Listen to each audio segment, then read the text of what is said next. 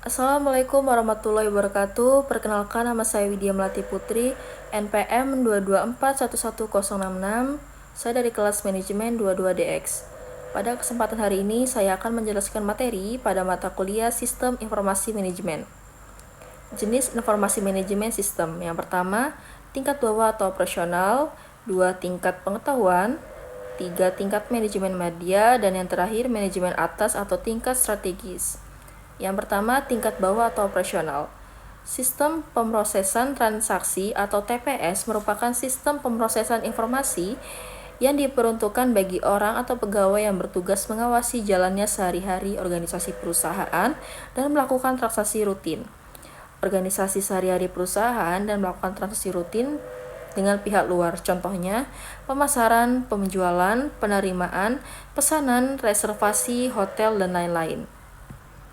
Yang kedua, tingkat pengetahuan merupakan sistem informasi yang ditujukan untuk membantu orang atau pegawai yang memiliki keterampilan khusus dalam menciptakan dan mengintegrasikan keterampilan baru dalam organisasi. Contohnya, Knowledge Work System atau KWS, stasiun kerja teknik, grafik stasiun kerja atau desain promosi produk. Lalu yang ketiga, Office Automation System menangani pekerjaan manajemen atau Word dan pengisian digital desktop, publishing, penjadwalan kerja atau kalender elektronik, dan komunikasi. Lalu ada tingkat manajemen menengah, merupakan sistem informasi yang dirancang untuk melayani kebutuhan manajemen untuk memantau, mengendalikan atau mengawasi, mengambil keputusan dan melaksanakan pekerjaan administratif, keputusan dan melakukan sistem yang lainnya.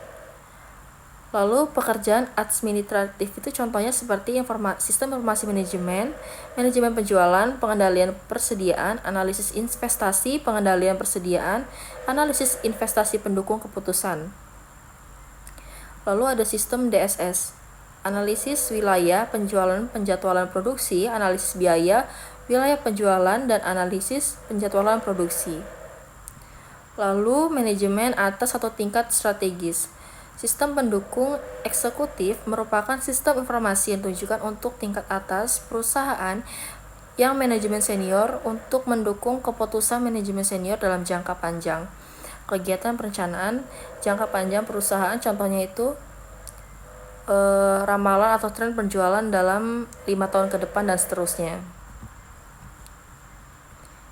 Lalu next, manajemen adalah ilmu dan seni yang berfungsi untuk mengelola sumber daya alam dan sumber daya manusia agar efektif dan efisien untuk mencapai suatu tujuan. Manajemen secara sederhana, manajemen dapat diartikan sebagai menyelesaikan sesuatu yang dilakukan melalui orang lain. Definisi ini menggambarkan bahwa keberhasilan suatu organisasi tidak hanya ditentukan oleh manajer, tetapi juga melalui kerjasama yang harmonis antara atasan dan bawahan melalui rasa saling percaya, keterbukaan dan tanggung jawab, dan gotong royong, saling percaya dan saling membantu. Sistem informasi manajemen bersifat terpadu. Sistem antara manusia dan mesin dapat menghasilkan informasi sedemikian rupa untuk mendukung fungsi operasi, manajemen, dan pengambilan keputusan dalam suatu organisasi. Fungsi-fungsi dalam suatu organisasi dari beberapa definisi di atas dapat disimpulkan bahwa definisi sistem informasi